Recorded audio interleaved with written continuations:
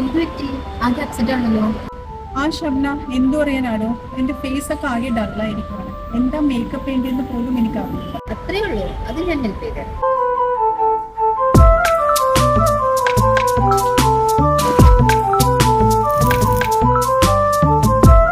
ഇത് കൊള്ളാമോ ഷബ്ന?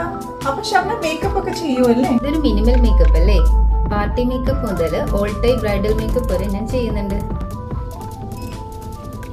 എന്താണ് ഇവിടെ ബ്രൈഡൽസിനെ പറ്റി ഒരു സംസാരം? ഞാൻ ബ്രൈഡൽ മേക്കപ്പിനെ കുറിച്ച് പറയായിരുന്നു മാം.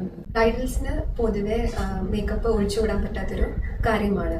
അപ്പം അതിനേക്കാളും ഏറ്റവും ഇമ്പോർട്ടൻ്റ് ആയിട്ടുള്ളൊരു കാര്യമാണ് ഒരു proper skin care routine start ചെയ്യുക. അത് എത്രയും ഒരു 2 to 3 months മുൻപേ തന്നെ നമ്മളൊരു proper skin care routine start ചെയ്ത് തന്നെ ആ മേക്കപ്പ് ഇട്ട് കഴിയുമ്പോൾ ഒരുപാട് ഭംഗിയാണ്. പൊതുവെ ബ്രൈഡൽസ് ഒരു 1 week മുന്നെയാണ് പ്രിപ്പറേഷൻസ് എല്ലാം സ്റ്റാർട്ട് ചെയ്യുന്നത്. അങ്ങനെയല്ല, ഇപ്പോൾ നമ്മളൊരു സ്കിൻ കെയർ റുട്ടീൻ ഒരു 1 week മുൻപേ സ്റ്റാർട്ട് ചെയ്താലോ അതിന് ആ ഒരു ഇൻസ്റ്റൻറ്റ് ഗ്ലോ കിട്ടത്തില്ല.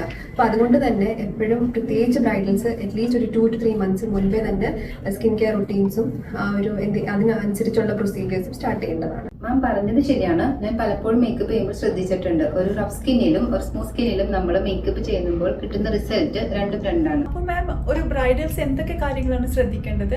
ഒരു ബ്രൈഡൽ സ്കിൻ കെയർ റുട്ടീൻസ് അതിനനുയോജ്യമായിട്ടുള്ള മേക്കപ്പുകളും പാക്കേജുകളും സർവീസുകളും എല്ലാം തുടങ്ങിയിട്ടുണ്ട്.